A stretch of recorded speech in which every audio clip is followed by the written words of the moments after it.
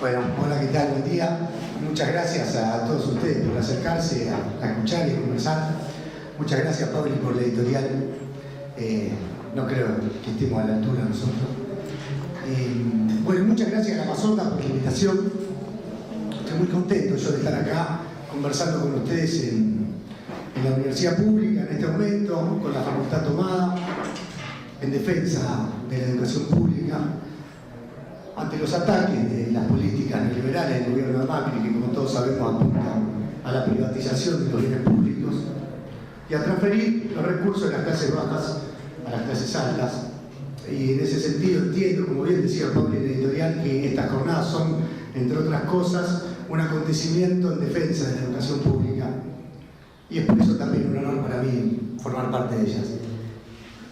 En otro orden de cosas, también les quiero comentar a modo introductorio que cuando recibí la invitación me produjo, obviamente, además de la alegría, cierta extrañeza, cierta sorpresa ser convocado a un panel sobre acompañamiento terapéutico y transferencia, siendo que yo no trabajo con el acompañamiento terapéutico.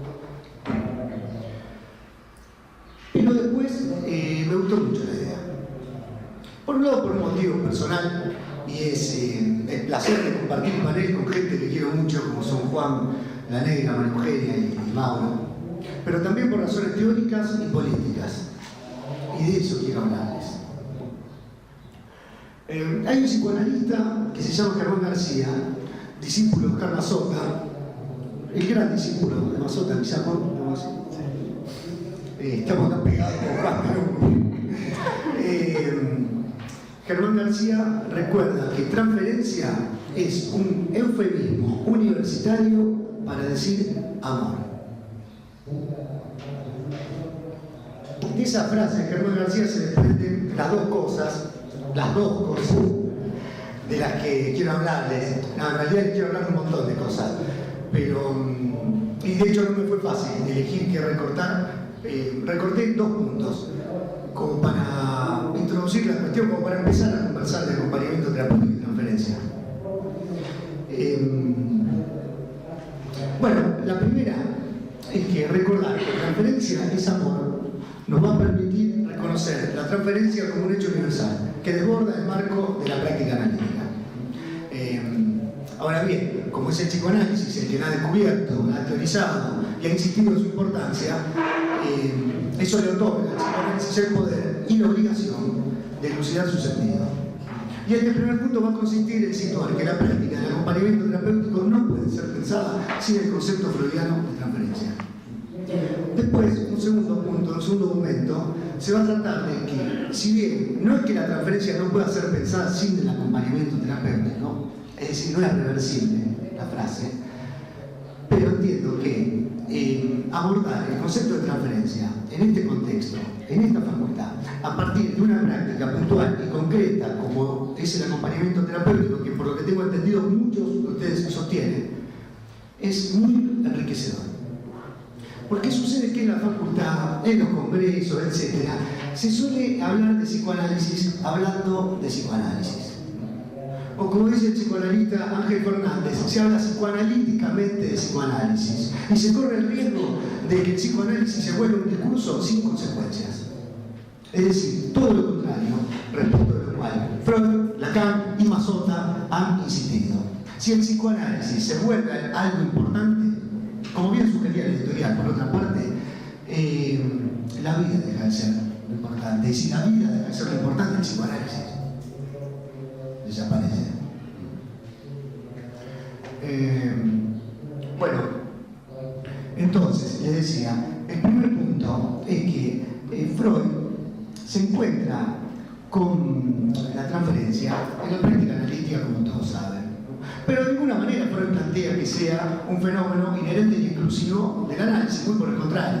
Freud, cuando habla de transferencia, está hablando de la relación de pareja, de la relación con el cura, de la relación con el médico, de la relación que ustedes como acompañantes terapéuticos tienen, no solo con sus pacientes, sino con el psiquiatra, con el que articulan el trabajo, con el equipo, etc.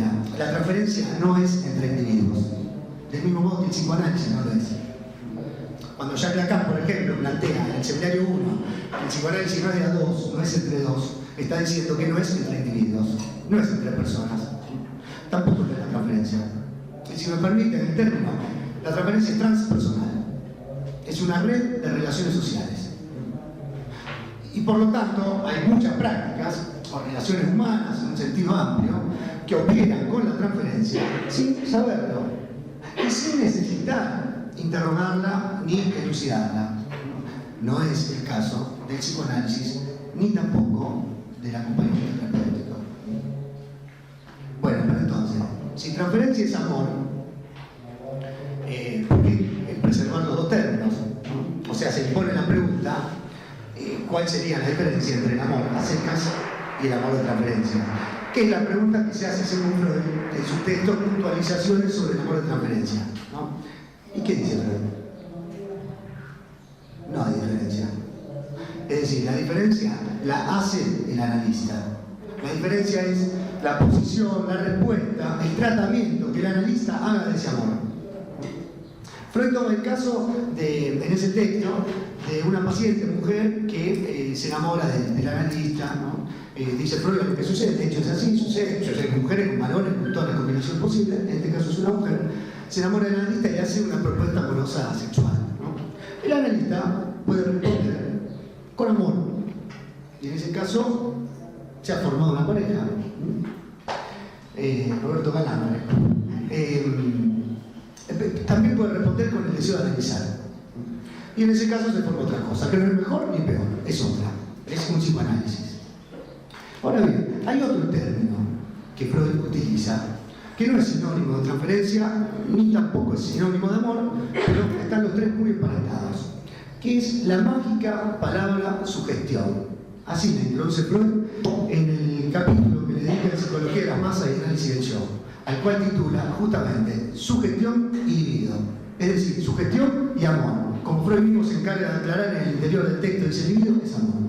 Bueno, yo le quiero proponer un uso de esa mágica palabra, que no digo que sea el correcto, ni el adecuado, ni el único posible, pero entiendo que es un uso esclarecedor del concepto de transferencia. Porque de la transferencia se dicen, ya que acá mismo dice cosas que van en sentido contrario. Por ejemplo, dicen acá, no dar la interpretación hasta que no se instale la transferencia. Bien. Pero también dice, la transferencia está de entrada, está al comienzo. Está antes incluso que la demanda de análisis, el teléfono. Entonces, es un hecho universal que a priori es algo que hay que trabajar para que se instale. En ese sentido le decía que el lenguaje freudiano quizá resulte esclarecedor en este punto. Quizá podemos plantear que el hecho universal es la sugestión. En tanto está presente en todo vínculo humano, en todo vínculo amoroso. Así lo dice Freud en ese texto. Y quizá, siguiendo este uso que les propongo en esta conversación, podemos preservar el concepto de transferencia para aquello que se instala a partir del tratamiento que el deseo del analista, que es un concepto de Jacques Lacan, el deseo del analista, que básicamente es el deseo de que haya análisis, el tratamiento que el deseo del analista hace de la sugestión. Pero detengámonos un minuto en la palabra sugestión y en por qué está presente en todo el mundo humano. Pensemos, por ejemplo, el amor sexual, ¿no?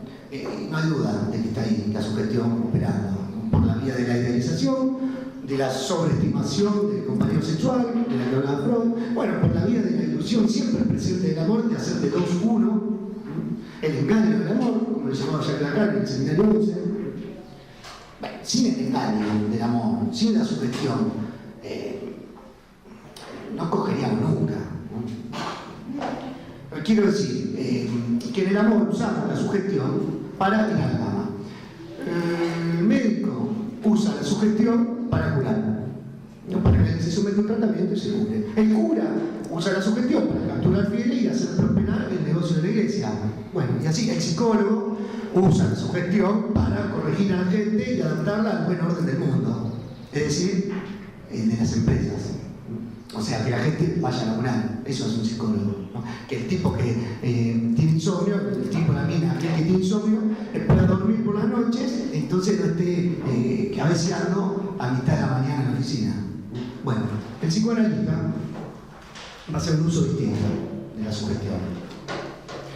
No para el goce, sino para el deseo, si quieren que lo digamos con la terminología clásica lacaniana, porque responde con el deseo del analista, haciendo una interpretación de esa demanda amorosa que se le dirige. Por eso que Jacques Lacan dice en La dirección de la cura, un texto de Lacan, en el cual dice que el analista renuncia al poder que se le otorga. Bueno, ahora, sucede que el deseo del analista no es algo fácil de soportar para el neurótico, para el analizante.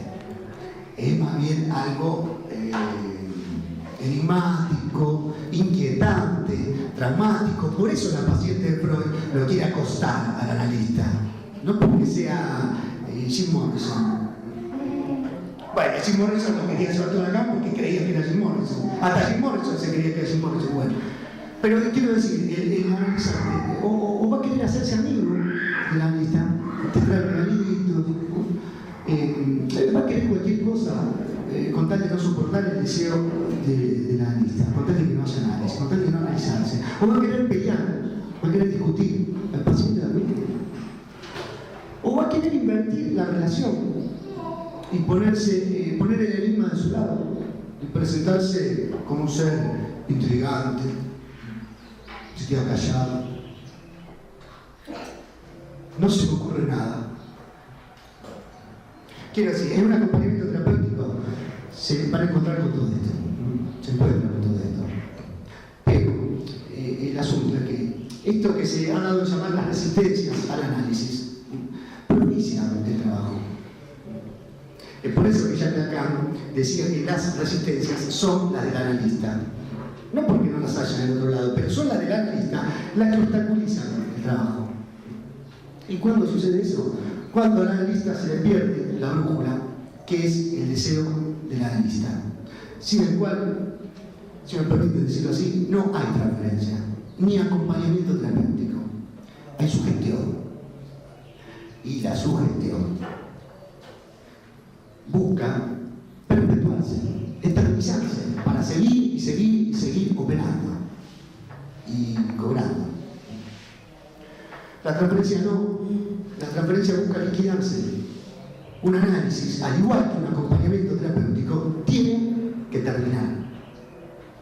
Y yo también tengo que terminar. Así que paso rápidamente al segundo punto, que era, dijimos, eufemismos universitarios. Vuelvo a citar a Germán Marcina, porque él dice que la universidad es el lugar a donde van a morir los discursos.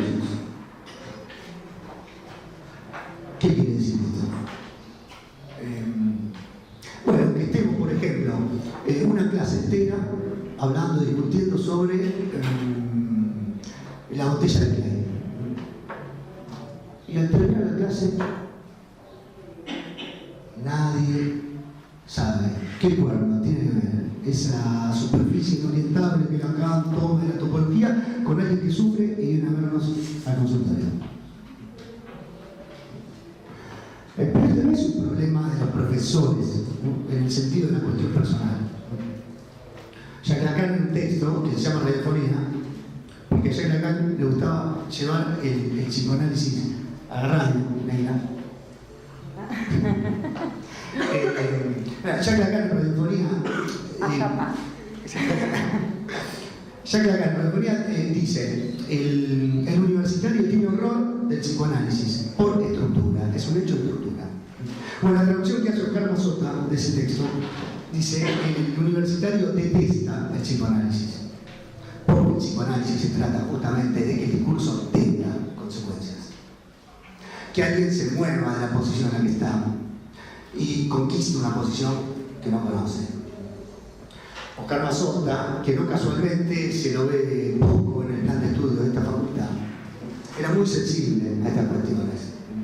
Y Mazota recordaba que Freud, cuando escribía, no estaba en el cielo de Platón, no, estaba siempre respondiendo a hechos concretos de su consultorio, de la historia del movimiento analítico, del mundo, en general, el estallido de la guerra, la epidemia de la gripe, la observación de su nieto, etc. eso Karma Sutra decía que la historia de la constitución de los conceptos no es ajena al contenido de los conceptos mismos. Y por lo tanto necesitamos de la historia para entender los conceptos. Eso lo dice así en este libro, que es Lectura del Psicoanálisis Freud-Lacan. ¿Por qué? Porque no es en otro lugar, o Karma Sutra. No podemos entender de qué hablaba Freud cuando hablaba de transferencia si no atendemos el contexto histórico en el cual Freud iba elaborando ese concepto. ¿Qué pasaba con sus discípulos y o analizantes? ¿Qué discusiones se daban? Y lo mismo sucede con Jacques Lacan. Porque Jacques Lacan no era un pensador aislado que decía las cosas que a él se le ocurrían en la soledad de su consultorio mientras se calentaba el culito con la estufa, como de acá. No, quiero decir, cada frase de Jacques Lacan responde a un contexto determinado de interlocución. Y si no se atiende, si no se sabe con quién está hablando, con quién está discutiendo, cosa que a menudo sucede en la enseñanza universitaria, se puede hacer muy difícil leerlo. Se vuelve un pensador insular y complicado. Esto yo se lo agradezco siempre a un psicoanalista que se llama Miguel Fernández, que dio hasta unos 10 años quizás ya, un curso que se llamó justamente La interlocución lacaniana. Y créanme que a partir de ese curso, leer a Lacan es otra cosa. Pero bueno, ya termino. Pero quería detener unos minutos, dedicar unos minutos a esta cuestión final, porque entiendo que la iniciativa y la propuesta de la Mazorca va en esta dirección. Al interesarse en la enseñanza de Oscar Mazorca, que como les dije, sabía muy bien de la importancia de los contextos, de la historia, de las prácticas, y sabía muy bien que el psicoanálisis no tenía que hablar de sí mismo en una jerga inentendible. Y esta iniciativa se expresa también en la organización de estas jornadas, en las que la referencia a las prácticas en términos generales, las prácticas de salud pública y salud mental, tienen un lugar central, y en este panel en particular. Y esa propuesta va a contrapelo de la operación doblemente oscurantista del discurso universitario, que apunta a reducir al psicoanálisis a un discurso sin consecuencias y a desvincular a las prácticas de la elucidación teórica, y nadar contra la corriente inercial y mortífera del discurso universitario, como sugería Paulina en la editorial, es también un modo de lucha y de defensa de la universidad. Gracias.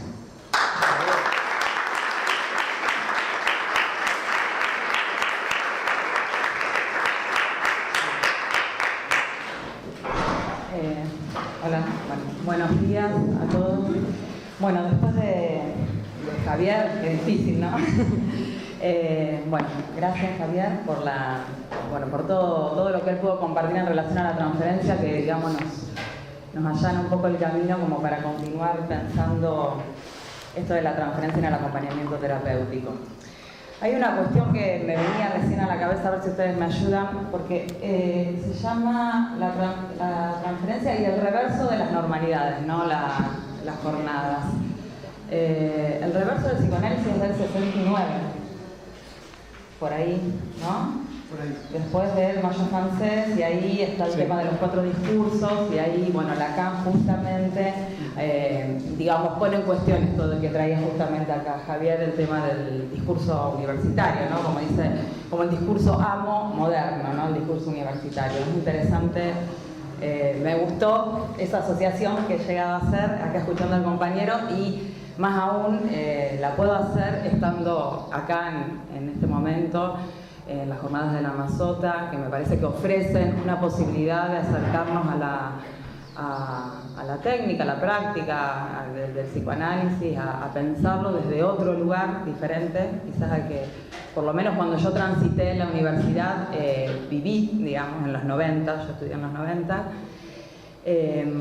y bueno, con una universidad tomada también, justamente, y en defensa de la universidad pública, y bueno, con el momento histórico que ya, digamos, tanto en la introducción y Javier se han explayado al respecto. Así que bueno, me parece que este reverso, salvando las distancias con el Mayo francés, digamos, y todo, pero bueno, también me parece que vale la asociación, ¿no? Bueno, yo en realidad preparé una cuestión que tiene que ver un poco con mi experiencia como acompañante terapéutico en algún momento, ahora en este momento no, pero he trabajado como acompañante terapéutico, también he trabajado como analista con dispositivos de acompañante terapéutico y en las coordinaciones de acompañante terapéutico, o sea, en los 3 lugares que posiblemente uno pueda transitar cercano a la práctica del acompañamiento terapéutico, he tenido la suerte, bueno, de hacer la experiencia.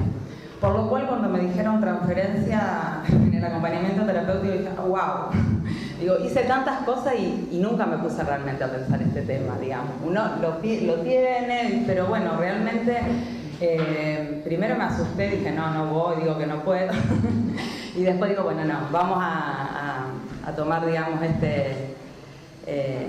a recoger el guante y a ponernos a producir dentro de lo posible, ¿no? Porque la transmisión, yo creo, del psicoanálisis es algo muy complejo.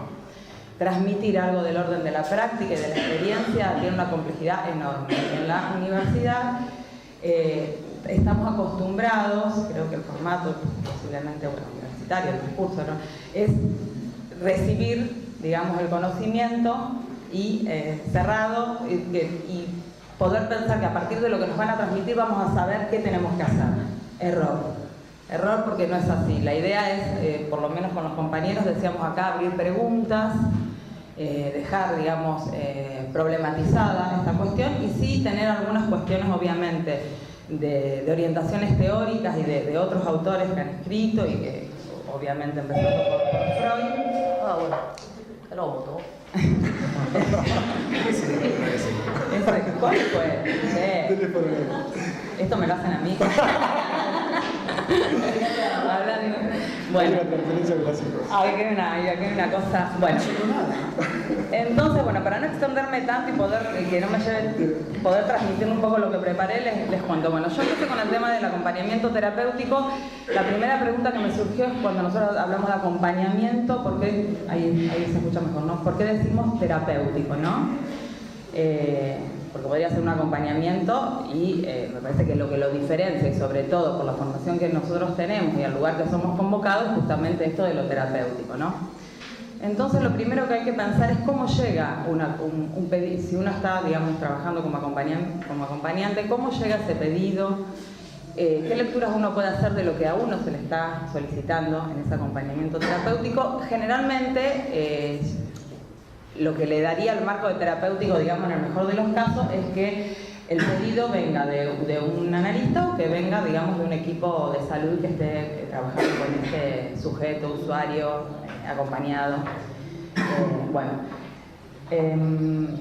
Uno podría pensar que lo que se le sugiere al acompañante, un acompañamiento porque necesitamos que haga lazo, que salga de la casa, que vaya a hacer alguna actividad. Siempre hay alguna cuestión imaginaria y un pedido ahí que muchas veces aparece de qué es lo que nosotros deberíamos lograr con el acompañamiento que haga esta persona, digamos. Muchas veces sucede esto. Eso yo creo que es algo que uno lo tiene que tomar como un pedido, lo tiene que tener en cuenta, digamos, tiene que escuchar, pero me parece que es algo que puede dar un primer encuadre muy inicial, pero lo importante es el encuentro con ese sujeto a acompañar, ¿no? Y lo que allí se pueda producir en ese acompañamiento, no quedar respondiendo a este pedido. Eso sería como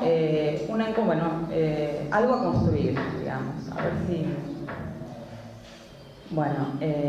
Después algunas cuestiones, en realidad les voy a decir un poco el recorrido que voy a hacer. Voy a tomar algunas cuestiones de la técnica, digamos, de los escritos técnicos de Freud, en realidad como posibilidad de poder pensar el acompañamiento y que nos dé elementos, digamos, para no perder esto que decía Javier, la cuestión de la ética, ¿no?, del psicoanálisis o lo que nosotros queremos, digamos, cómo queremos trabajar, ¿no es cierto?, desde el psicoanálisis. Y no voy a tomar, aunque la presentación habla mucho de psicosis, yo en realidad, como tanto Mauro como Juan Cruz van a hablar de psicosis, por suerte preparé otra cosa. O sea que voy a hablar de esos acompañamientos que por ahí que llegan y que no son del campo de la psicosis, ¿no? Que son acompañamientos que uno podría decir de pacientes que tienen como una presentación en la escena, o sea, están tomados por alguna escena, o puede ser alguna cuestión de consumo problemático, alguna cuestión de acting out, con suerte, ¿no? Porque ahí abrir un otro en un acting out, o posibles pasajes al acto, pacientes que se ponen en riesgo, que tienen ciertas impulsividades. Esta autora que yo voy a tomar ahora en un ratito, que se llama Idea Henrich, lo llama en este libro Bordes de la neurosis. No sé, creo que acá lo están trabajando en la facultad, me decía un compañero que hace un tiempo lo trabajaba. Es del año 93. Me acordé de este libro de mi época de estudiante y fui y lo busqué para... Ella va a decir que son pacientes actuadores, o sea, lo llama así. Ahora vamos a ver un poquito de qué se trata eso, cómo poder pensar. En realidad la idea es poder tener una posibilidad de tener una lectura clínica de en qué posición subjetiva determinados pacientes que piden acompañamiento terapéutico se encuentran. ¿Por qué digo esto? Porque un acompañamiento terapéutico, como hablaba acá Javier, él habla de la transferencia, ¿no? De una transferencia que teoriza tanto Freud como Lacan, en el sentido de que nos encontramos con un paciente con la posibilidad de hacer síntomas, a partir de ahí buscar un espacio, hay un padecimiento, a partir de ese síntoma se busca un espacio de análisis, hay un analista, hay una pregunta, pero hay una posibilidad de una transferencia a un sujeto supuesto a saber, digamos. Eso sería la neurosis clásica, es lo que nosotros sabemos, estudiamos, pero nosotros acá, justamente cuando se pide un acompañamiento terapéutico, ¿de qué se trata? De que hay algo del trabajo con ese sujeto que desborda los límites del dispositivo clásico de consultorio, digamos, si no, no se pediría el acompañamiento,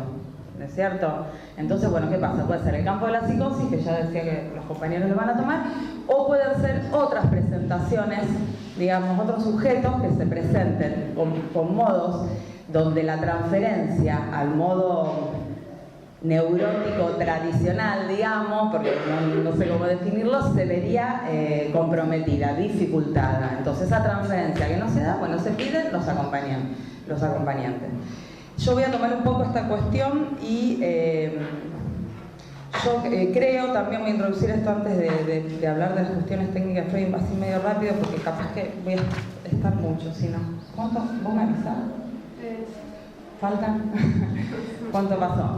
No quiero extenderme demasiado. Estaba diciendo, bueno, pues lo que podemos pensar en estos pedidos de acompañamiento es que habría algo que estaría comprometido. Yo lo pensaba en términos de la temporalidad del sujeto, ¿no? Hay algo del orden del tiempo y del espacio que estaría en principio comprometido, ¿no? ¿Por qué? Porque justamente quizás son pacientes que están en un puro presente. O no pasa nada o pasa mucho, digamos. O no pasa nada, no salen de la casa, o están compulsivamente de un lado al otro, en cuestiones de consumo. Puede haber, no sé, ustedes sabrán, hay diferentes formas de presentación, digamos, porque en realidad esta es la dificultad de la transmisión. Hay algo que yo quiero generalizar, pero es muy difícil porque lo que nosotros no tenemos que perder de vista es que la clínica es en la singularidad de cada situación y con cada sujeto. Entonces, estos elementos que voy a presentar sirven para pensar algunas cuestiones de la clínica, pero no son una receta. ¿Por qué? Digo, porque Idea Henrich, cuando escribe este libro, una de las cuestiones que en la misma escuela freudiana de Buenos Aires a ella se pone en discusión es justamente esto. Bueno, a ver, si vos decís que hay algunas cuestiones de la estructura, ya va a decir que hay algunas cuestiones de la estructura hay un hablar de 3 tiempos, digamos, de estructuración psíquica. Iba a decir que hay un compromiso, ahora lo voy a leer para que quede más claro. Hay un compromiso en un segundo tiempo y en un tercer tiempo de la estructuración psíquica, ¿no es cierto? Que hace que esté la inscripción de la metáfora paterna, pero que el sujeto no pueda ser representado con un significante. Ella dice, hay desconfianza en el significante, desconfianza en el otro, entonces lo que aparece es el sujeto presentándose en una escena, presentándose y donde el cuerpo también aparece muy comprometido. Aparece el cuerpo, el tiempo, el espacio, estas cuestiones que decíamos. Si nosotros pensamos que hubo algo que no sucedió y que tendría que haber sucedido, vamos a trabajar en términos de hacer que eso suceda. Entonces, ¿qué vamos a hacer? Vamos a hacer una cuestión, digamos, normalizante, si se quiere, reparatoria, como si nosotros dijésemos, bueno, algo que no está en la estructura podemos hacer que esté.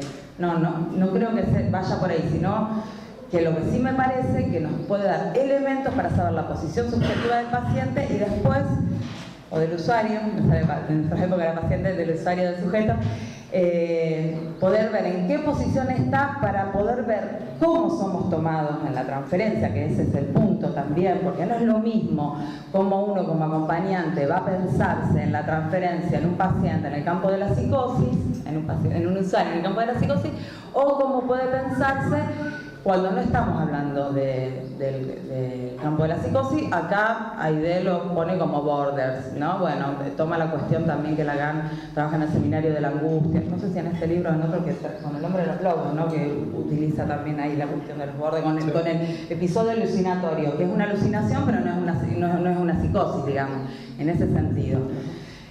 Bueno, entonces, a ver si me perdí. Vuelvo a las cuestiones, digamos, para poder pensar, bueno, entonces nosotros para poder pensarnos como acompañantes y la cuestión transferencial, me parece que tenemos que estar advertidos de esto, en principio, pues si no es como complejo, digamos, porque muchas veces estos usuarios, estos sujetos tienen una presentación al modo que uno dijese, bueno, es una presentación, parece que está loco, ¿no? Porque parece que está loco, pero bueno, ahí ese diagnóstico diferencial que se puede hacer con el equipo tratante, yo creo que es muy importante. Me parece que es importante y que cada vez, por una cuestión, digamos, de los padecimientos actuales, cada vez hay más acompañantes, pedidos de acompañamiento con pacientes, con usuarios, sujetos, pacientes de estas características. Les voy a leer un poco, bueno, les comento un poco las cuestiones técnicas que yo pensé en relación a lo que trabaja Freud. El concepto de encuadre, de abstinencia, la cuestión del análisis personal, básico, totalmente. O sea, yo creo que cualquiera que quiera trabajar, y esto hay que decirlo, cualquiera que quiera trabajar como acompañante terapéutico y quiera pensarse trabajando desde el psicoanálisis, tiene que en su formación incluir su propio análisis. Si no, no va a poder por más que se lea todos los libros que se recita Freud y que se recita Lacan. Porque es así, porque justamente va a haber ahí toda una cuestión, digamos, de revestimiento imaginario con el saber universitario de los libros y demás, donde no va a poderse articular justamente esto que decía el compañero con la cuestión de la práctica, de la experiencia misma. Bueno, esa es una cuestión. Después, el tema del encuadre. El encuadre sí, lo que me parece es que no es el encuadre del consultorio clásico, que uno pauta un horario y un espacio. Eso está definido y da cierta tranquilidad también, ¿no? Porque uno está en su consultorio, viene el paciente a determinada hora. Bueno, el encuadre me parece que es una cuestión a construir, que es necesario porque tiene que haber acuerdos mínimos para que el acompañamiento se dé. Ustedes que trabajan lo saben. Y es un poco más dinámico también y más trabajoso. ¿Por qué? Porque, bueno, justamente por las características de los acompañados, muchas veces eso hay que ir como refundándolo, ¿no? Constantemente, pero no hay que perder de vista que siempre eso tiene que estar, digamos, en el horizonte, ¿no? El tema del encuadre. Y, bueno, la abstinencia, obviamente. Nosotros trabajamos como acompañantes terapéuticos y ponemos cuestiones personales, algo de nuestro reservorio libidinal ahí, pero lo que nosotros tenemos que pensar es que ahí no nos tenemos que jugar en el orden de algo de lo personal, del goce personal, digamos. O sea, si yo pongo en juego algo en un acompañamiento terapéutico, no sé, a mí me gusta el teatro, algo del teatro, o no sé, que le gusta la música, otra cuestión, o lo que sea, tiene que ser no en función de que, bueno, yo sé hacer esto y voy a hacer esto con la persona que acompaño porque me va a tranquilizar a mí, porque voy a tener algo para hacer. No, esto tiene que ser algo que surja en esta construcción, en este encuentro con la persona, con el acompañante, y que tenga un sentido en cómo estoy pensando el acompañamiento, digamos. Esa es la abstinencia, digamos. Ofrezco pero ofrezco en función de lo que estoy construyendo en ese acompañamiento, no en función de lo que a mí me queda más cómodo, digamos. En un montón de aspectos lo digo en el tema de los horarios, lo digo en el tema como a veces nosotros trabajamos, vamos a ser realistas, cuando uno trabaja de acompañante terapeuta o trabaja mucho, que es lo que cada vez tenemos que hacer más, lamentablemente, a veces corre de un lado al otro, es verdad, corremos de un lado al otro, tenemos un montón de trabajo y hay muchas veces que hay cuestiones que se nos presentan, a veces uno acomoda cuestiones del trabajo, del laburo, voy a decir, en función personal y puede llegar a perder de vista el marco del acompañamiento. Eso no es abstinencia, digamos. O sea que hay que estar muy atentos, es muy difícil y muy complejo el trabajo de acompañante terapéutico. Pareciera que es pareciera que es algo sencillo, bueno, me estoy por recibir, me recibo, hago otra. No, es muy complejo. Es complejo porque es, por todas estas cuestiones que venimos trabajando, ¿no? La abstinencia, y después de la cuestión de la transferencia. Ayer yo vine a escucharla a Edith Benedetti y me gustó porque me encontré con cosas que yo estaba pensando que decía ella, lo cual me tranquilizó un montón porque dije, bueno, tan mal no estoy. Ella dice que por ejemplo, que estos conceptos nosotros trabajamos del psicoanálisis y que es interesante poder volver a Freud, ver los escritos técnicos, revisitarlos y reinventarlos, no sé si era exactamente la palabra que ella decía, pero en clave de época, o repensarlos en clave de época, digamos, algo así, ¿no? ¿Viste? Ayúdenme los que estuvieron, porque yo iba anotando cosas que Entonces eso me parece que es importante porque nos permite pensar que hay una práctica posible, hay una cuestión clínica que se puede poner en juego en el acompañamiento terapéutico. Porque si no nos pensamos que el acompañamiento terapéutico tiene que ver con rehabilitar, reeducar, que el acompañado tenga autonomía, se socialice. ¿Qué son esas cosas? Se escuchan mucho, y nosotros quizá también alguna vez la hemos dicho, o sea, porque por la complejidad misma del trabajo, por eso hay que estar atento y escucharse y tratar de trabajar con otros que lo puedan escuchar a uno, sobre todo, ¿no? Porque nadie está exento de en algún momento estar, digamos, perdiéndose el rumbo, ¿no? Justamente estos son los espacios de retrabajo, el tema de trabajar con otros, de las coordinaciones, porque es realmente, como les decía antes, muy complejo. Estas cuestiones tienen que ver con lo que, justamente estamos hablando del reverso de las normalidades. Si nosotros pensamos en reeducar, rehabilitar, generar autonomía, socializar, a un modo que a nosotros nos parece que la socialización, como si todo el mundo se socializase igual, estamos apostando a normalizar ahí, ¿no es cierto? A una cuestión de normalización en el acompañamiento terapéutico. Y justamente de lo que se trata es de poder construir con ese sujeto un espacio-tiempo y una temporalidad, o sea, que el tiempo empiece a tener un sentido donde haya alguna experiencia de subjetivación posible. No sé si se entiende lo que quiero transmitir, porque por ahí es un ratito el que tenemos, pero bueno, se puede seguir pensando.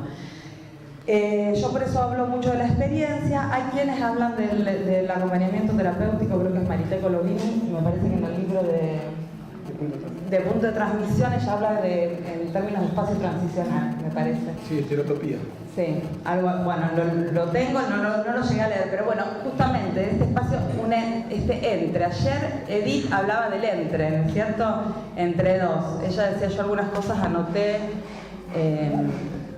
que era interesante también poder pensar. No sé si bien. 5 minutos, me falta un montón. Bueno, yo era la que decía que había que ser breve. Bueno, no, me lo decía a mí misma. A nosotros lo decimos. Por eso, pero tengo que elegir. Entonces, algunas espero que hayan podido estar ayer en la charla de AIDE y de Gutman, de Roberto, porque fue muy interesante. Incluso creo que ahí también entre ellos hubo como una interlocución en un momento, porque también lo que dice en un momento Roberto, porque Edith dice, a veces el analista tiene que salir a buscar al paciente, ¿no? En esta cuestión, cuando son pacientes, ya hablaba de consumo problemático, ¿no? Tiene que salir a buscar al paciente. Ahí hay alguna cuestión de la transferencia imaginaria que se pone fuertemente en juego. esto creo que en algún punto le contestó a Roberto, y que es así. Por eso, para terminar, no sé si voy a poder leer esto, porque me quedan 5 minutos, me parece más importante poder pensar en términos de transferencia. Yo creo que en el acompañamiento terapéutico, por lo que antes dijimos y porque podríamos pensar que estos usuarios, sujetos con los que yo elegí, digamos, hacer la presentación, están tomados, uno podría decir, por una cuestión de algo muy real presente. Puede ser en el cuerpo, en la presentación en escena donde quedan tomados en algún acto que se repite, alguna amenaza de algún pasaje al acto, el acting out en el mejor de los casos, porque hay una mostración o un otro, ya hay algo ahí uno podría decir, de la dimensión imaginaria en juego. Nosotros trabajamos, y creo que en el acompañamiento terapéutico se despliega mucho más algo del orden de la transferencia imaginaria, no sé si acá después si los compañeros, que no quita que, bueno, esto también es una pregunta que yo tengo, se los quiero dejar abierto, no quita que quizás pueda haber momentos en donde algo se puede ir construyendo en el acompañamiento, que algo de la transferencia simbólica también aparezca, digamos, abroche ahí. Pero en principio me parece que es más del orden de lo imaginario. ¿Y por qué digo esto? Justamente porque son pacientes que no hablan, que tienen todas estas dificultades, donde hay un real muy presente. Para que algo de lo simbólico revista ser real, lo imaginario también tiene que operar fuertemente también. Entonces nosotros en ese campo estamos trabajando. Yo creo esto, digamos, lo que pienso, no sé si, no tengo la, pero digo, quiero poner esto a problematizar con ustedes. En ese campo en el que estamos trabajando. Entonces creo que, bueno, tenemos que estar advertidos de esto, tenemos que estar advertidos también de si es el campo de la psicosis o si no es el campo de la psicosis, las neurosis actuales, neurosis grave, histeria grave, como decíamos el otro día con la compañera acá, hablábamos de un posible acompañamiento y decíamos, bueno, una histeria grave, digamos, pero no estamos hablando de... hay allí una inscripción primordial. No hay un segundo tiempo y no hay quizás también la presencia de esta mujer trabaja la cuestión de la falta de confianza en el significante del otro. Lo que uno podría decir es la falta de miramiento también. ¿Vieron cuando, bueno, esto, hay un otro ahí que no miró adecuadamente, que no ofreció cierta seguridad y cierta confianza? Si nosotros al menos podemos en un acompañamiento brindar la experiencia de que eso es posible, es un montón. Yo creo que es un montón. Y ahí después puede pasar un montón de cuestiones. Después está la cuestión, bueno, interpreta el analista, interpreta los acompañantes, toda otra discusión que ahora no hay tiempo, que sería interesante tenerla en cuenta. Está también la cuestión de las transferencias institucionales, porque a veces los acompañamientos son en una externación, en una escuela, en la familia, donde hay otros, digamos, como decía acá Javier, hay cuestiones transferenciales. Y lo último que les digo, ya termino, es que me parece muy importante, que lo decíamos con los compañeros antes de entrar, que es muy importante que podamos pensar la posibilidad de la escritura, de la experiencia en acompañamiento terapéutico, porque hay muy poco escrito y mucho por decir, digamos, y lo más importante, más allá de que uno pueda teorizar, yo tenía algunas viñetas clínicas, pero no hay tiempo, es poder... o sea, nosotros, nuestra práctica tiene que ver con esto que decía Javier, justamente. Construimos, o sea, tenemos a Freud, a Lacan y a Mazzotta, pero nosotros construimos o pensamos la cuestión de la teorización a partir de la práctica. Así lo hizo Freud, así lo hizo Lacan, o sea, y nosotros me parece que en ese punto, éticamente, tenemos que seguir en esa línea. Bueno, nada.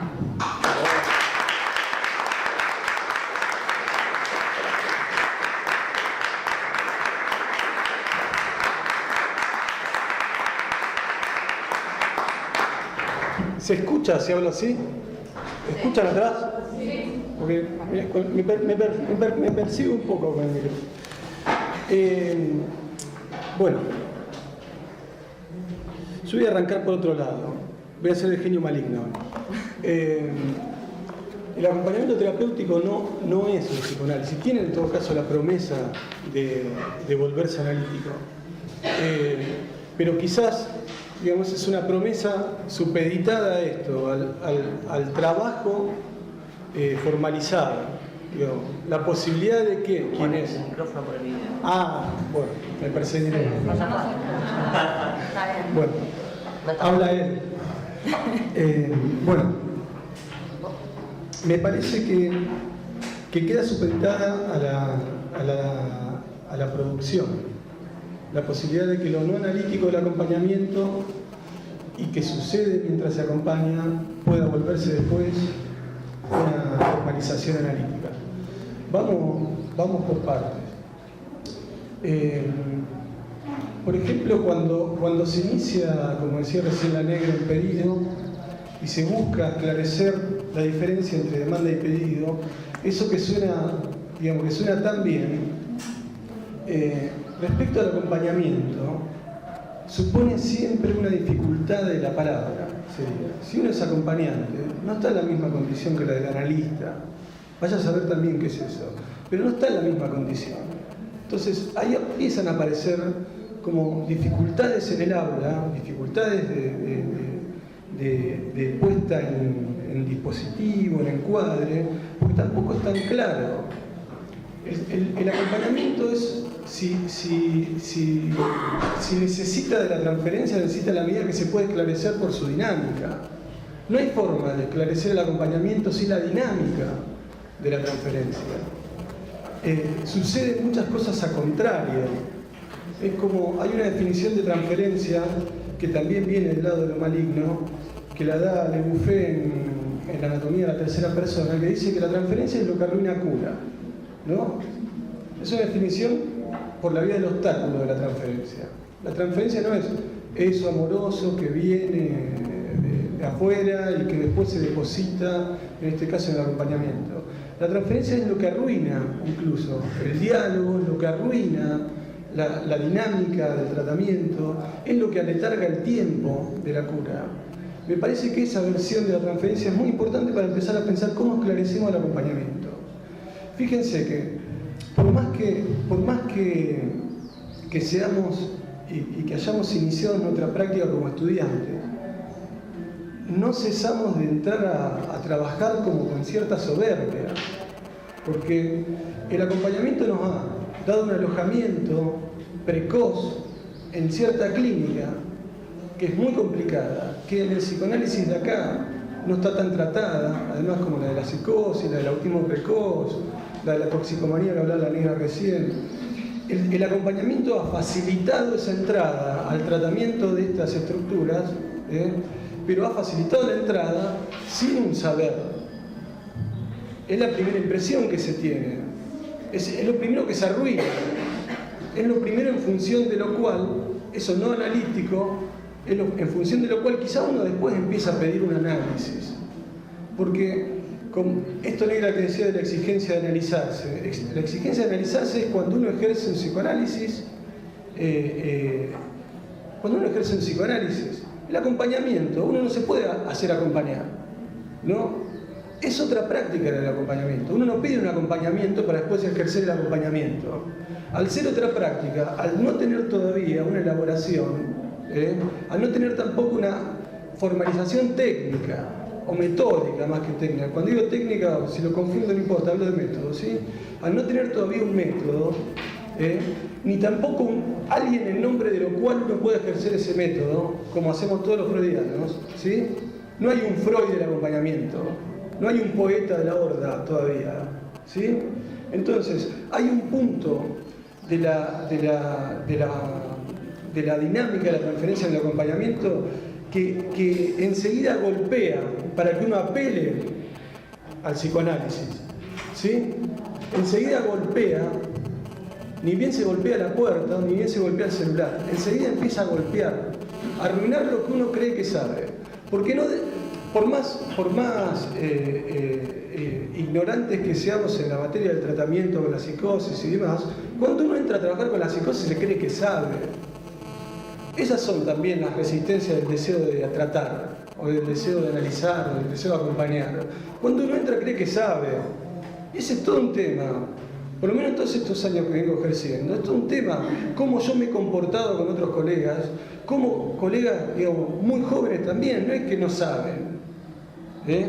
La pasión por el propio saber, que también Lacan la llamaba la pasión por la ignorancia, está jugada en esa transferencia de trabajo que trata al acompañamiento, que tratan el acompañamiento.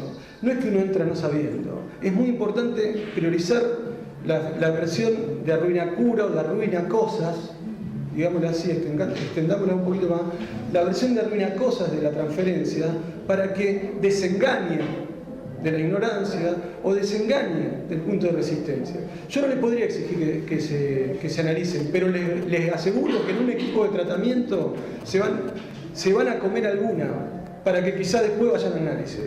Es automático sería, porque en el equipo de acompañamiento hay una transferencia que es muy interesante, que es la transferencia que te interpela. El otro te va a interpelar, incluso siendo psicopedagogo o psicopedagoga. Te va a interpelar diciéndote, no me vengas con la lectura significante si el otro día te pegó una piña. ¿Sí?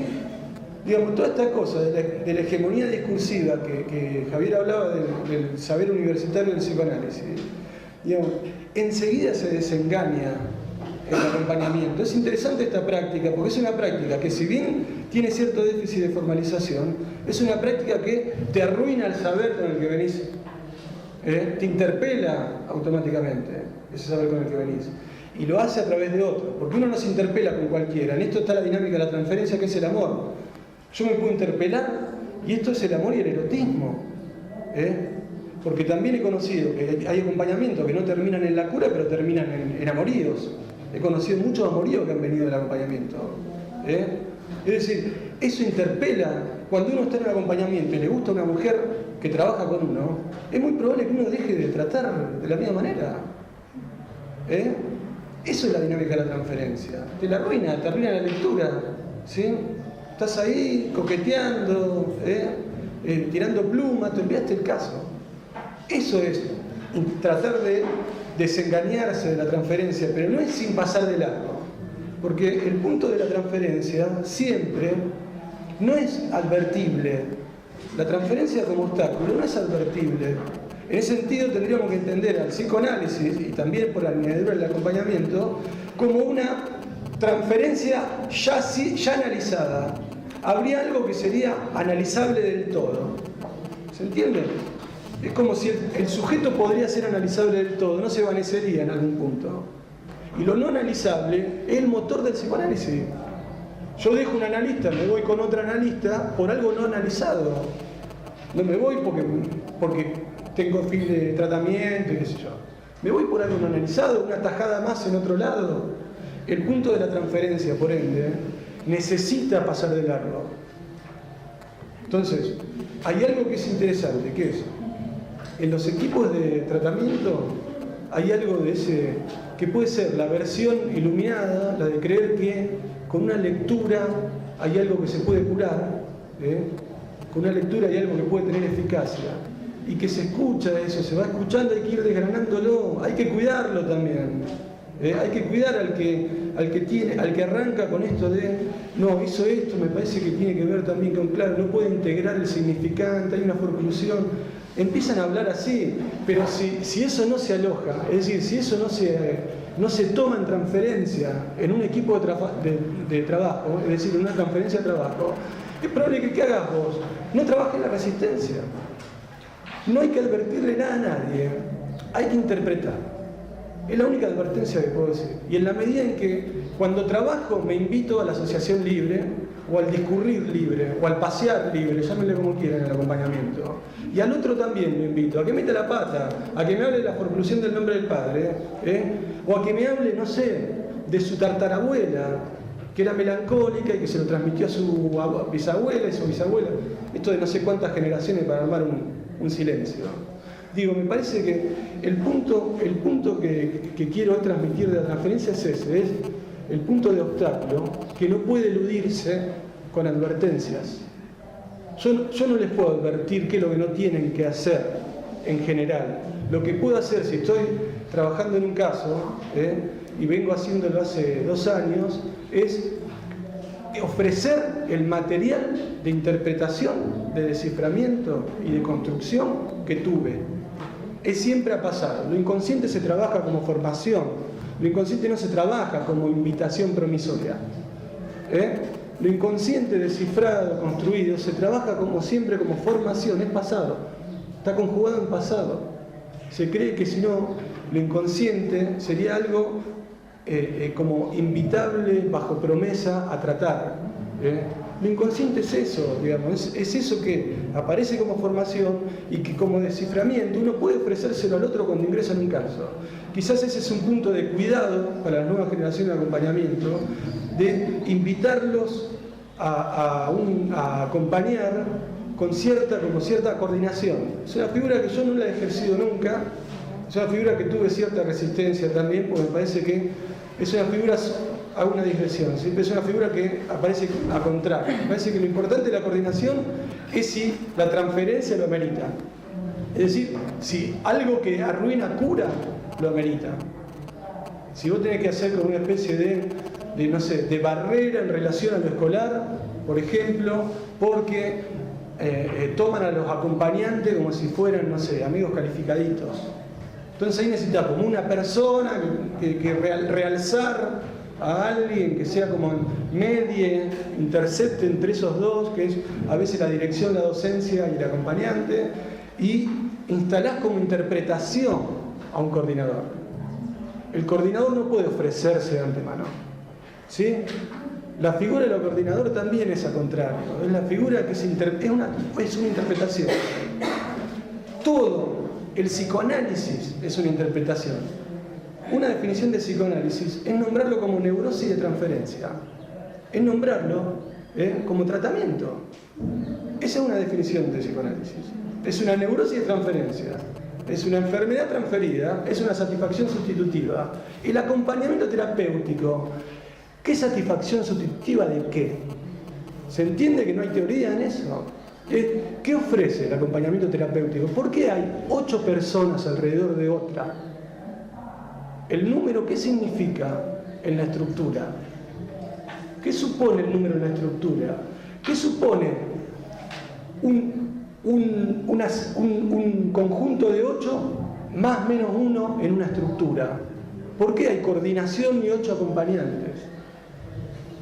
¿No les hace pensar qué significa eso, que exista el acompañamiento hace más o menos 15 años en la ciudad?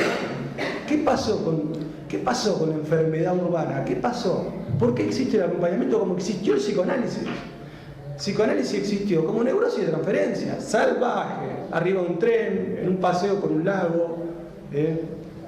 Hay un punto salvaje que no habría que olvidar para poder ejercerlo, para poder interpretarlo, repito. No hay que advertir nada a nadie, hay que estar advertido para la interpretación, ¿sí? Porque el punto de lo salvaje, de que puede pasar en cualquier lado, la heterotopía del ejercicio analítico sería como aquel viejo Freud, como aquel viejo que se olvida de un hombre arriba de un tren y empieza a hablar con un joven judío que estaba al lado de él, ¿sí? Eso fue psicoanálisis, esa interlocución que interpeló al sujeto, que lo dejó interpelado en un olvido, es psicoanálisis. ¿Qué lo interpela al sujeto que llama acompañamiento? Ese es el punto que tenemos que formalizar. Es ¿por qué existe la enfermedad del acompañamiento?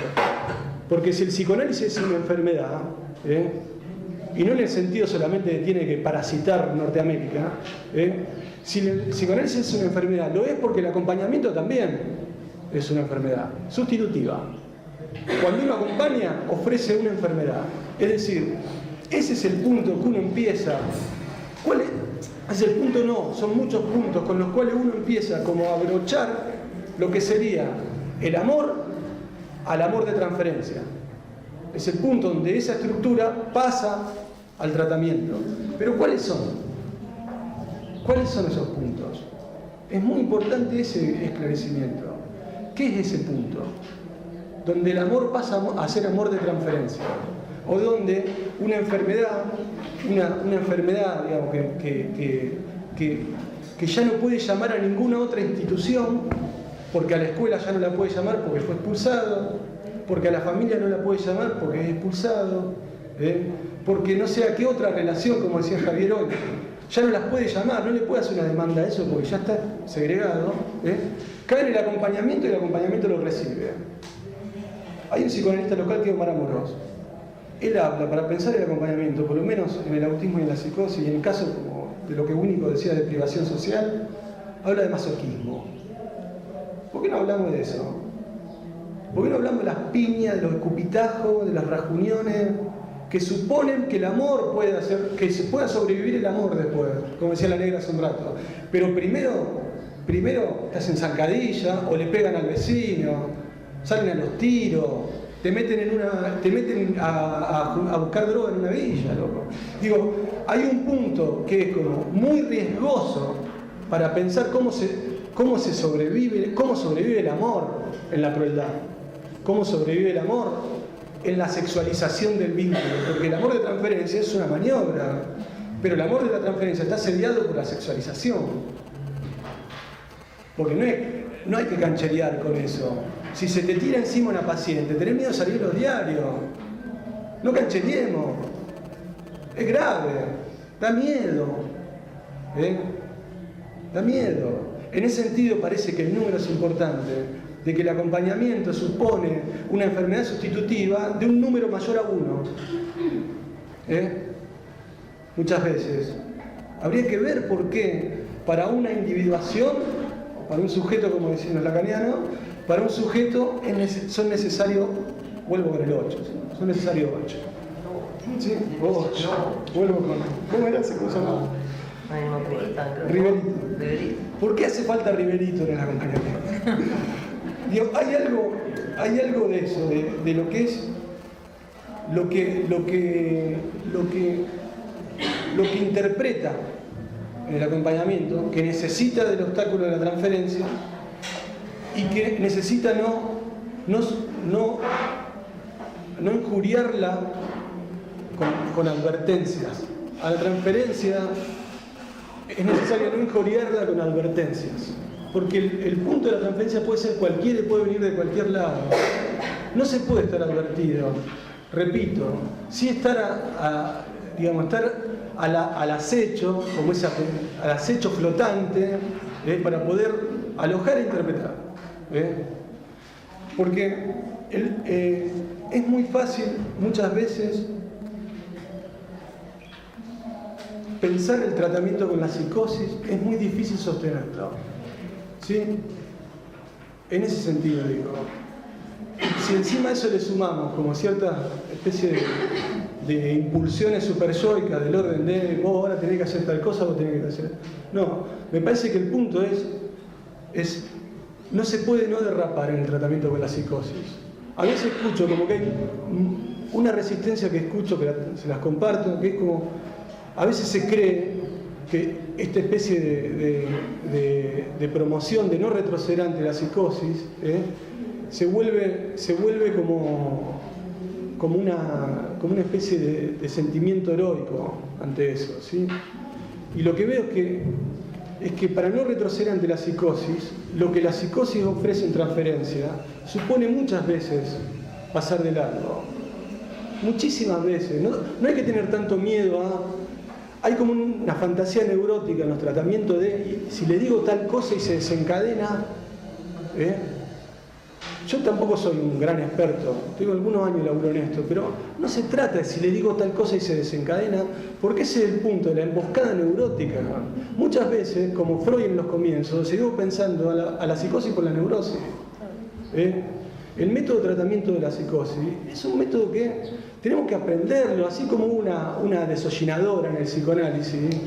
¿Cuál va a ser? Hoy jugábamos con un personaje entre nosotros y mantengo el secreto, pero un personaje que enseñó el acompañamiento. Quizá haya que aprender de esos nombres. ¿En nombre de quién? Porque así como en nombre de Freud se dicen muchas cosas, pero hay un primero, podríamos decir que menos que el menos uno de Freud era la desollinadora, ¿sí? Era la histeria. Habría que ver quién avanza en la formalización del acompañamiento y habría que ver quién da la letra y en función de qué.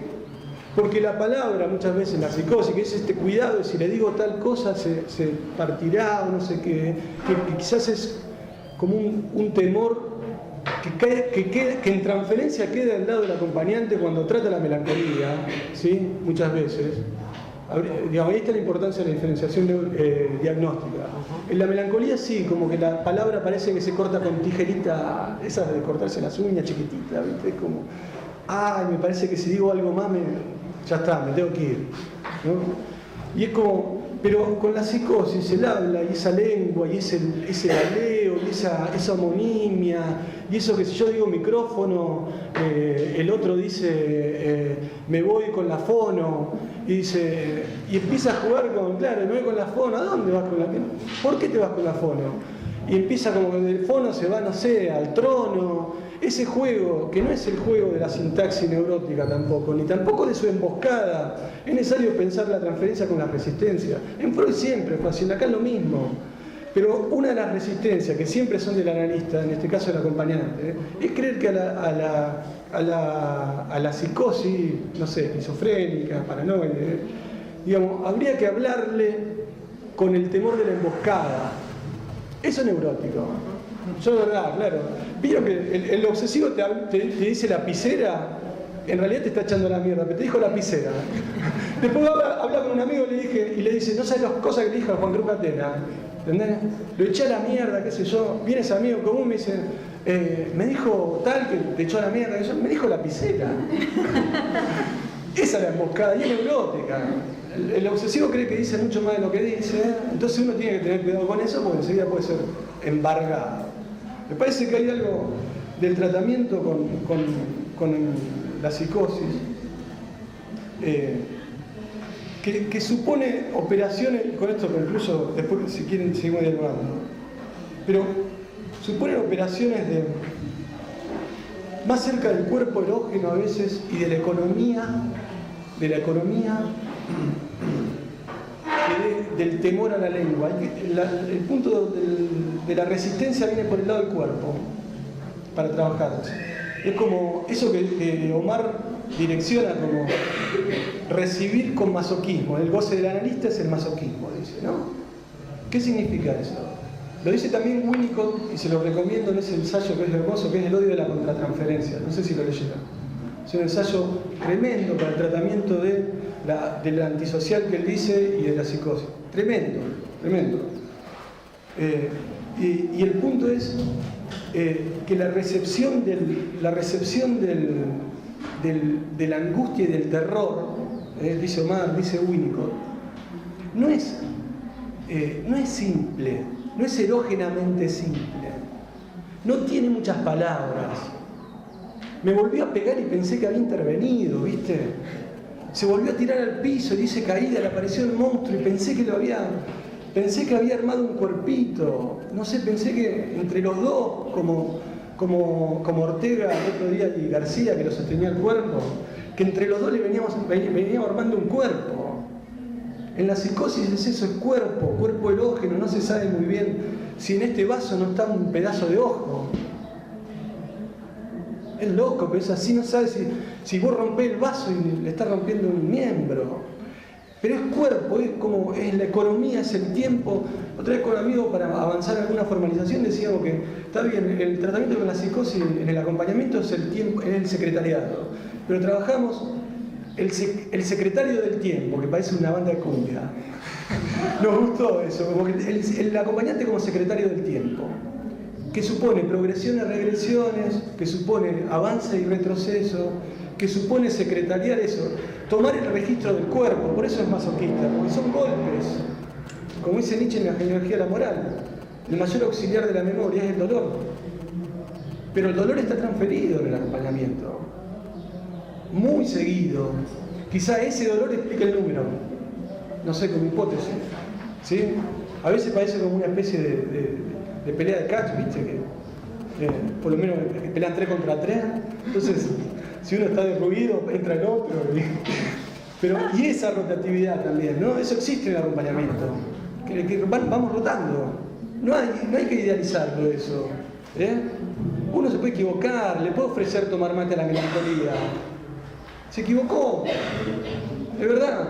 Perdiste dinero, perdiste tiempo, perdiste la posibilidad de trabajar con la melancolía, pero le puedo ofrecer un mate a la melancolía. Te equivocaste y te pegan una patada. Eso es una interpretación que hace el melancólico, lo tenemos que aprender. Esa es la transferencia. Vos aprendés de ese bife, no volvés de la misma manera. Es muy probable que te lleva análisis. Entonces ahí se van encadenando las cosas. El acompañamiento, sin la necesidad de exigirle que sea psicoanalítico, puede después volverse un psicoanálisis. Con promesa retardada, vamos a decirlo así. Con promesa bien retardada. Bueno, dejo eso.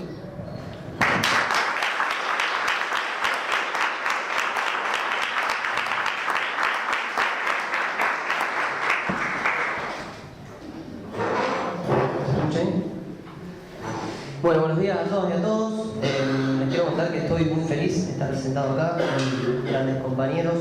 Adhiero a las palabras de Pérez respecto de la importancia de las jornadas en el contexto donde todos se derrumba todo el tiempo, que puedan tener lugar las jornadas y que estemos sentados con Pérez, Catena, Euge, Paulina, que leyó una brillante editorial, hablando de acompañamiento terapéutico y transferencia. A mí es algo que me llena de felicidad. En el contexto donde la facultad está tomada, me tomo el atrevimiento de felicitar a mis compañeras y compañeros de la Mazota que sostienen estas jornadas. Todo esto, la gráfica, la impresión, la cámara, o sea, las jornadas las armaron los y las estudiantes y me parece que tiene un valor incalculable. Agradezco la invitación a hablar de transferencia de acompañamiento terapéutico. Yo voy a hacer un recorte la línea que venía laburando Juan. Juan tiene una banda de cumbia que se llama Juan y los Secretarios del Tiempo. Que vos tocaste, ¿no? Que yo toqué, tocamos mucho, llenamos un River. Voy a hacer un recorte de lo que es el acompañamiento terapéutico en la psicosis, que es algo que vengo trabajando. Hoy hablamos con Juan y yo debuté en primera con Juan. Qué pedófilo suena eso. Terrible. Bueno, yo escribí algo para ubicarme, pero después bueno, voy a decir otras tantas locuras. Y hasta que quizás cante. Bueno. Transferencia y acompañamiento terapéutico. De un lado nos encontramos con uno de los conceptos claves de la teoría psicoanalítica y del otro con una práctica, la del acompañamiento terapéutico, que ya goza, al menos en nuestra ciudad, de un lugar en el imaginario social, por el hecho mismo de llevarla a cabo en la red de salud pública, en la esfera de lo privado, por el boom de su oferta y demanda incipiente que existe para ella hoy en los días que corren. Es a partir de aquí que me embarco en la tarea de poner en tensión esta relación entre, digámoslo así, el psicoanálisis y el mundo del acompañante terapéutico. Voy a hacer bastante hincapié en esto porque existe toda una tradición y alrededor de ellas diversas instituciones que indican que el verdadero y legítimo psicoanálisis se practica únicamente en el consultorio con las así llamadas neurosis, mientras que para el tratamiento de la psicosis, ya sea en un hospital, en el barrio o en una institución, se practica un psicoanálisis de segunda mano, un psicoanálisis trucho, un psicoanálisis de calle San Luis. Lo que se transmite en esta tradición y lo que efectivamente sucede es que para ingresar en el campo psi, que no es ni más ni menos que una forma maquillada de nombrar el acceso al mercado laboral, hay que empezar en el acompañamiento para luego evolucionar al consultorio psicoanalítico. Es una cosa por un lado pokémonesca, porque se trata de un Pikachu estudiante que acompaña locos para evolucionar en un Pokémon con título de mayor jerarquía que tiene el oído más afinado para escuchar las neurosis. En términos futbolísticos, haciendo alusión al chiste que Juan me hizo debutar, es hacer las divisiones inferiores en el Club Atlético Psicosis para en algún momento llegar a la primera división y ser fichado en el NTFC. NTFC es Neurosis de Transferencia Fútbol Club. Bueno, quiero que sepan que tengo malas noticias para toda esta gente, y lo dice alguien que fue testigo de este fenómeno, y vaya que estamos hablando de locura. Digo que el único partido que hay que jugar acá, sea con el traje de psicoanalista o con las zapatillas embarradas del acompañante terapéutico, es el partido del psicoanálisis. O al menos intentarlos. Hay que tener muy en claro algo. Esto que dice Juan en la promesa. Yo el acompañamiento terapéutico lo entiendo como una pata en el psicoanálisis. No es la única. Uno cuando va a laburar, millones de discursos se ponen en juego.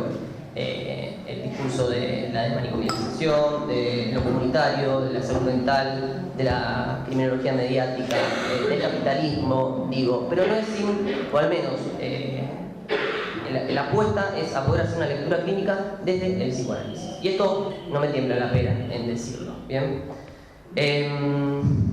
Entonces, o al menos intentarlo. Dice Germán García en Variaciones sobre psicosis. La crítica que Lacan hace a la historia del psicoanálisis es que en los límites de la palabra, en los puntos donde la palabra aparece como más conflictiva, por ejemplo, en el niño o en el psicótico, es allí donde aparece la mayor tentación a abandonar el psicoanálisis por otra cosa.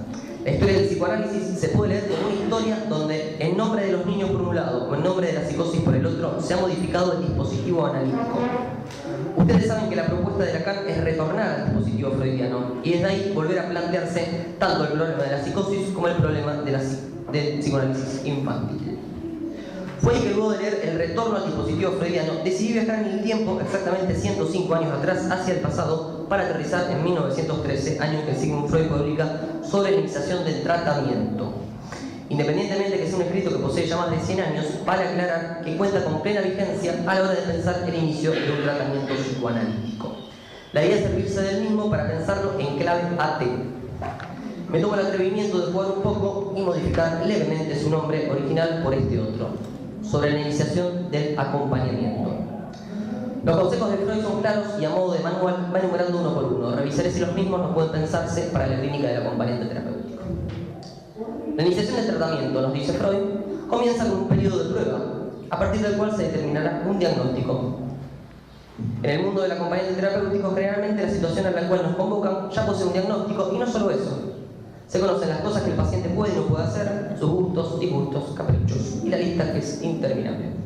Es como que todos los pasos que puede dar ya están guionados, o peor, calculados. Sugiero entonces, siguiendo Freud, hacer un lado ese paralelismo y dar lugar a ese tiempo, no para determinar un diagnóstico inamovible, sino más bien para que algo de ese sujeto pueda sorprendernos y de este modo salir del coro diagnosticador e inhabilitante. Continúa Freud. Se refiere ahora al tiempo del que habló Juan. A cada paciente le asigno cierta hora de mi jornada de trabajo disponible. Es la suya y permanece destinada a él aunque no la utilice. Frente a la demanda que se tomen en cuenta las numerosas afecciones intercurrentes que pueden sobrevenir en la trayectoria de un tratamiento psicoanalítico prolongado, a ello respondo: no puede ser de otro modo. Cuando se adopta una práctica más tolerante, las inasistencias ocasionales se multiplican. Con la observancia más rigurosa de esta estipulación resulta que los impedimentos contingentes no se reducen y se vuelven rarísimas las afecciones intercurrentes. El acompañante terapéutico, pautará junto al acompañado días y horarios de encuentro para de este modo ir reconstruyendo la dimensión del tiempo que las más de las veces se encuentra elidida. ¿Y por qué digo que la dimensión del tiempo se encuentra elidida? Por dos motivos. Uno, porque lo encuentro en la práctica, y otro porque tuve la suerte, la gran suerte, de escuchar a François Dawan en el seminario Historia y Trauma que dictó a principios de este año, en el mes de marzo, donde ella dice: en la locura el tiempo está detenido, puesto la cadena significante se fracturó. El tiempo es un presente continuo, puesto no hay posibilidad de historización. Esto está determinado por la falta de alteridad del otro, como ayuda. Pensamiento sin pensador. La locura está relacionada a la gran historia. Esta es su hipótesis. Se presenta como una respuesta ante la perversión, en donde el delirio, atentos, es entonces un trabajo de investigación y exploración constante, siempre en tiempo presente, un motor de búsqueda para escribir historia que no fue escrita. Dawan ubica la pérdida de referencias simbólicas luego de lo que ella llama la catástrofe, que es el desencadenamiento y la posterior producción delirante, no sin darle un estatuto a la misma. Es un motor de búsqueda para la inscripción. Sus indicaciones frente a dicha situación son claras. Cuando uno piensa que allí no hay nada, allí hay brasas. Y procede. Cuando el analista, esto tiene que ver con lo que nombraba Juan, ubica con quién pelea el paciente a modo catch, tiene la posibilidad de advenir a ese lugar, constituirse como el segundo en combate, y es ahí donde se instaura un embrión de alteridad y se pone en marcha el tiempo. Respecto de la referencia espacial, espacio, Dawan apela a lo brillante, que es al uso de la geografía, de un mapa político, donde el trabajo con los pacientes es ubicar, que ellos puedan justamente ubicar de dónde vienen, de qué lugares y cómo se nombran allí. Un mapa, señalarse, encontrarse, nombrarse. Algo de la propia palabra, la palabra familiar, emerge cuando señalan de dónde vienen. Se trata de ir construyendo un ritmo entre dos, magnífico. Se va poniendo en su lugar una historia que salió de la historia. Retornemos a Freud sobre la iniciación del acompañamiento. El punto siguiente es el dinero. Aquí Freud ubica que en la estima del dinero coparticipan poderosos factores sexuales. Claro que sí. Acerca de la asistencia gratuita, atención, Freud afirma que muchas de las resistencias del enfermo se acreditan enormemente por el tratamiento gratuito, como pensar el acompañamiento terapéutico en lo público. ¿Qué nos quiere decir con esto el viejo Freud? Una de las primeras cuestiones a ubicar es que el acompañante está trabajando.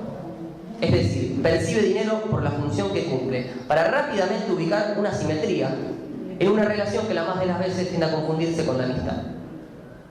De lo que se desprende el señalamiento de Freud acerca de la gratuidad y la emergencia de las resistencias es ni más ni menos que la indicación de poner a jugar una economía de cualquier tipo, en la que el paciente pague. Y no me refiero únicamente al dinero. Puede ser con tiempo, con una apuesta, con un café, con presencia, con la palabra, o hacer jugar la economía propia para que algo de la economía del otro aparezca. Aclaro esto para diferenciar tajantemente un trabajo clínico de lo que es un trabajo de la beneficencia.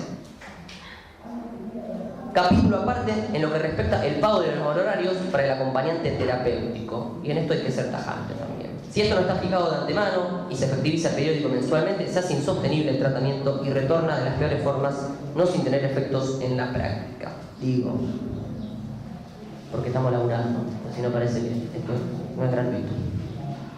Consejo número 3 de nuestro querido Freud. Este versa sobre cierto ceremonial atentos de la situación en que se ejecuta la cura.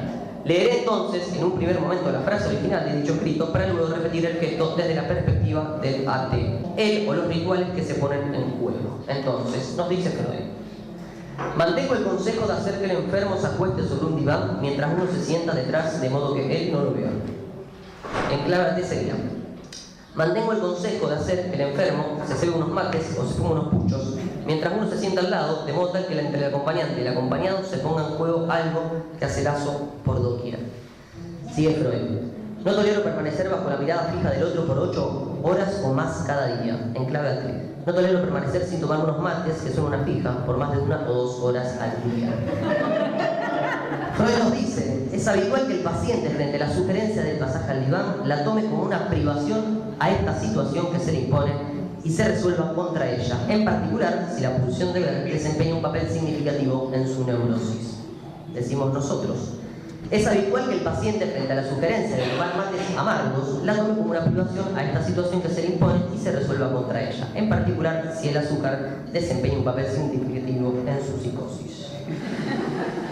Más allá de los chistes y las risas, de lo que se trata aquí es de hacer entrar en la relación transferencial un objeto que ponga en marcha un ritual para que algo del fenómeno de la palabra acontezca. Mates, cartas, café, pucho, Coca-Cola, pilcha, fútbol, lo que sea. Un disparador que relanza a otra cosa y pone en movimiento un ritmo que se va armando con el cuerpo y las palabras. Párrafo aparte para el mate, y acá tiene que ver con lo que dice Eugenia. Párrafo aparte para el mate y los puchos, y la deuda pendiente que tenemos todos y cada uno de los que formamos parte del movimiento de acompañantes terapéuticos respecto de la teorización de estos objetos que posibilitan el armado de un lazo ahí donde solo hay cenizas. Seguimos con Freud. Digo, hay que teorizar acerca del mate. Para mí, mate y psicosis es algo... no es mucho. Seguimos, Freud. Una vez logradas las condiciones de la cura, se plantea esta pregunta: ¿en qué punto y con qué material se debe comenzar el tratamiento? Qué feo que es arrancar un acompañamiento, ¿no? Nos preguntamos nosotros: ¿en qué punto y con qué material se debe comenzar el acompañamiento? Y aquí no hay mucho que agregar y o modificar. Es el ABC del psicoanálisis. Esto tiene que ver con lo que nombraba Juan hace unos instantes. Y por más simple que parezca, parece que se ha olvidado por el tratamiento que se le da al decir del paciente psicótico. Freud afirma: no interesa para nada con qué material se empiece, con tal que se deje al paciente mismo hacer su relato y escoger el punto de partida. Diga pues todo cuanto se le pase por la mente. Es ni más ni menos que la regla fundamental del psicoanálisis, a saber, la asociación libre. Pero parece que la misma, en el modo en que se la transmite, queda restringida únicamente para los neuróticos, en un consultorio. Esto circula así por un temor disfrazado de advertencia, trasladado en inhibición, de no tomar muy en serio la palabra del psicótico por la posibilidad de desencadenar, desanudar o derrapar vaya a saber qué cosa. Se retrocede entonces frente a la psicosis. Por supuesto que no es al modo de la neurosis el cual decir psicótico, esto que quede muy en claro. Acerca de esta cuestión, Luis Junípero, en un panel denominado Derivas del Padre del Psicoanálisis, dijo: El analista interviene desde una terceridad, evitando así la relación especular, pero desde una posición no interpretativa. Respecto a esta simplicidad a la que me estoy refiriendo, hay una escena en la película Había una vez una ciudad de locos, que si no la vieron, yo se los recomiendo porque es clave en la formación para el acompañamiento terapéutico, que cuenta vida y obra de Basaglia y el movimiento de manicomialización en Italia. Hay una escena donde Basaglia reúne a un equipo de colegas para empezar a trabajar en un hospital, el de Gorizia primero, después está en Parma y termina en Trieste. En donde él se junta con sus compañeros y dice, bueno, de lo que se trata aquí es tan simple como hablar y escuchar. Así, hablar y escuchar. Y uno de los discípulos de él le dice, bueno, pero ustedes de qué teoría están pensando esto. No, dice, esto es un problema tuyo, es tu necesidad, acá no hay ninguna teoría. Suspendemos la enfermedad y lo que vamos a hacer solamente es escuchar. A mí me parece brillante. Digo, es de donde parte la cosa. Si eso no está, después vemos que es psicoanálisis, alojar la palabra del otro, prestarle el oído, algo que parece simple, les aseguro que no acontece siempre. Ahora bien, si hago tanto hincapié en esto de darle valor a la palabra del sujeto psicótico es porque no va de suyo. Existen múltiples posicionamientos, teorías prácticas e instituciones que trabajan a condición de cercenar la palabra de dicho sujeto, donde encontramos los gérmenes de esta desubjetivación y correspondiente objetivación de la psicosis. Colette Soler, en la conferencia que dictó en el 2011 en el Hospital Borda, afirma que Lacan nos enseñó a reconocer en la psicosis una de las configuraciones del destino del ser hablante, o sea, de un ser que tiene la marca del lenguaje. La visión de Lacan respecto de la psicosis siempre fue, atención, profundamente antisegregativa. No pensaba que la psicosis fuera un fracaso del humano en el hombre, pensaba que era no un fracaso, pero sí un avatar. Freud también se interesó en la psicosis, pero lo hizo de una posición completamente inversa a la de Lacan. Él intentaba reconocer en la psicosis los complejos de las neurosis. Es como si finalmente la psicosis confirmaba lo que el análisis de los neuróticos revelaba.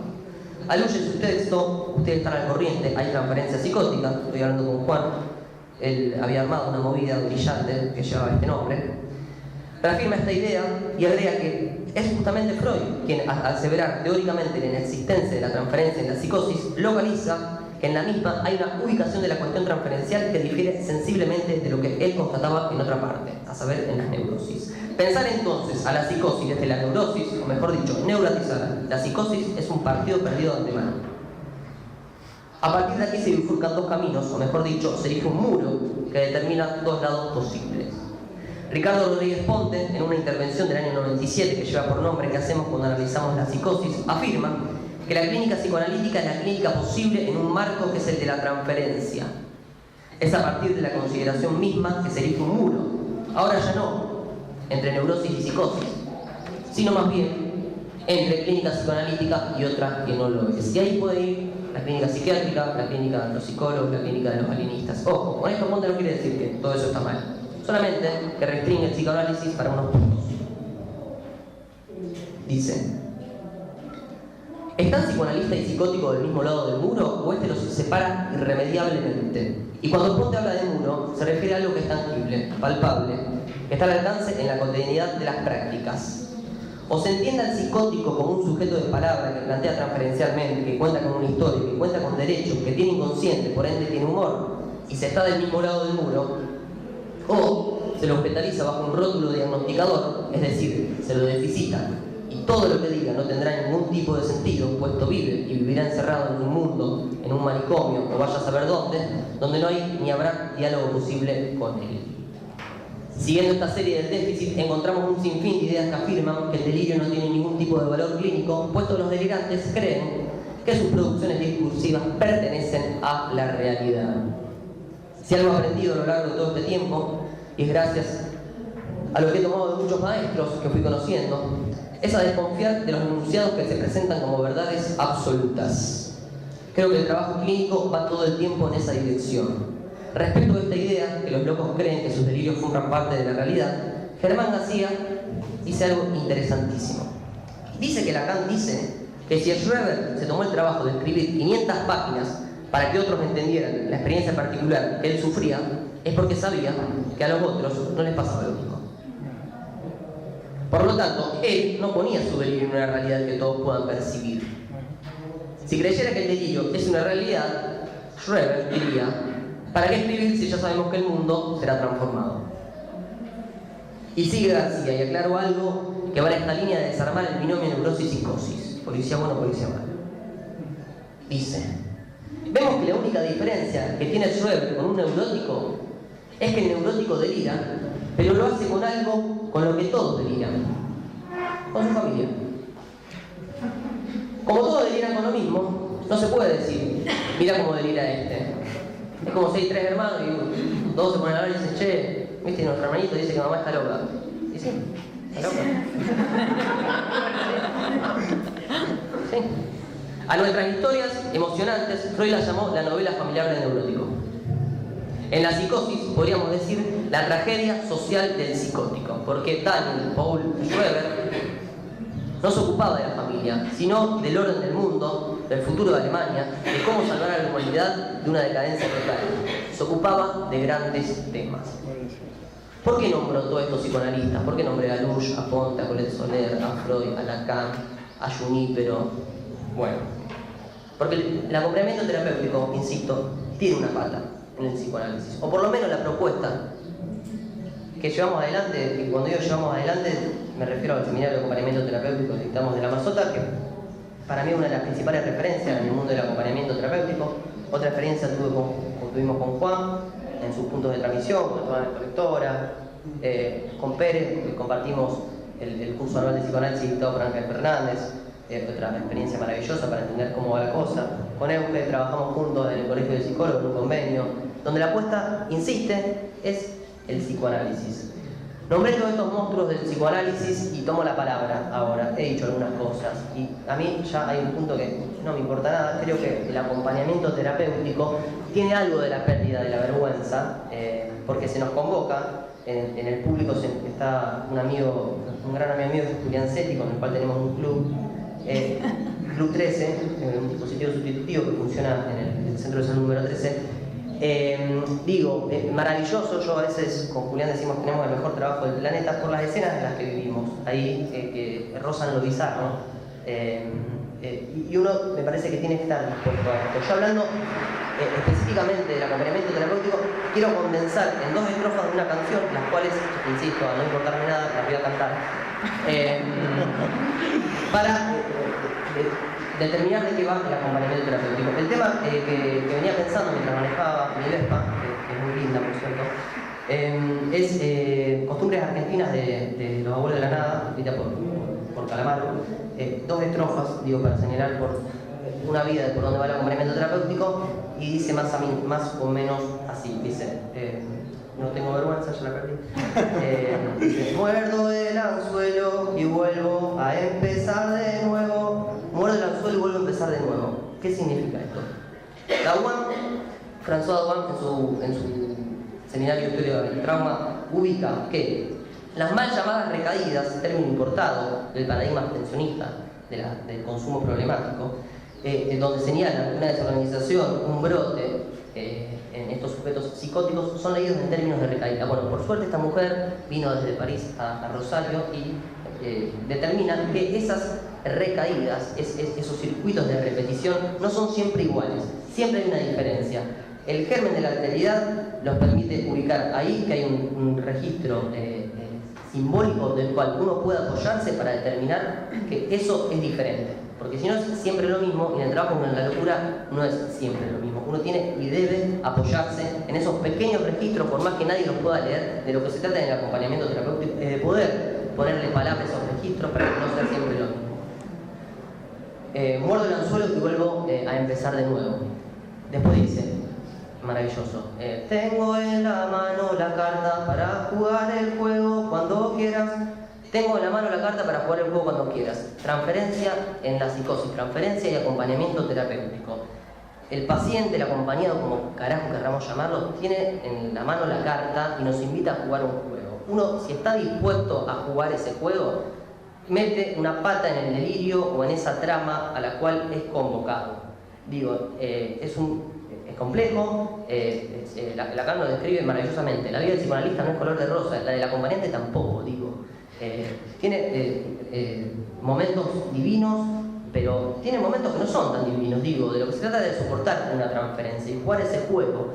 Si nosotros nos perdemos esa invitación que nos hace el acompañado, estamos haciendo otra cosa que no es acompañamiento terapéutico.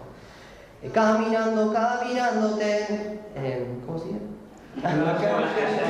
La saben, Caminándote. En la calle. Mi calle que quizás yo pueda cambiar. Caminándote.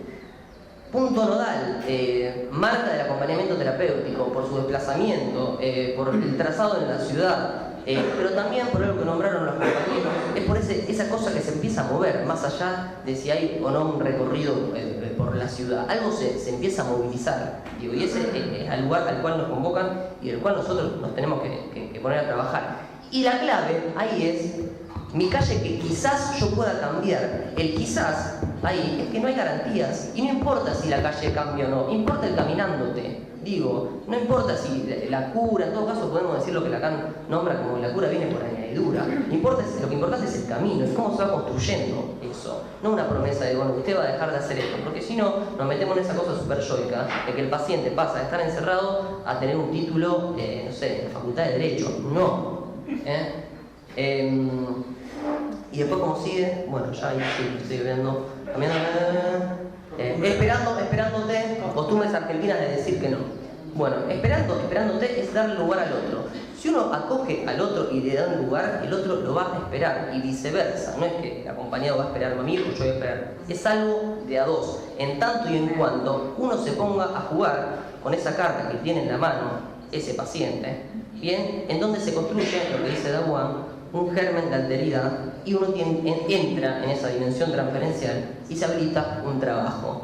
Termina, costumbres argentinas de decir no. Y esto nos compete a todos nosotros. La costumbre argentina que tenemos en el trabajo con la locura es a decir no. Esto no se puede, usted no se puede, las instituciones dicen que no, la percepción deficitaria de la locura. Me parece que lo que se trata en el acompañamiento terapéutico, y citando un poco a Dawan, es de construir con el otro un ritmo a través de cantar una canción, de perder una vergüenza, de formar parte de situaciones locas, que sea con el otro y que pueda a ese destino donde el no insiste, habilitarle otra posibilidad, otro camino. Nada más.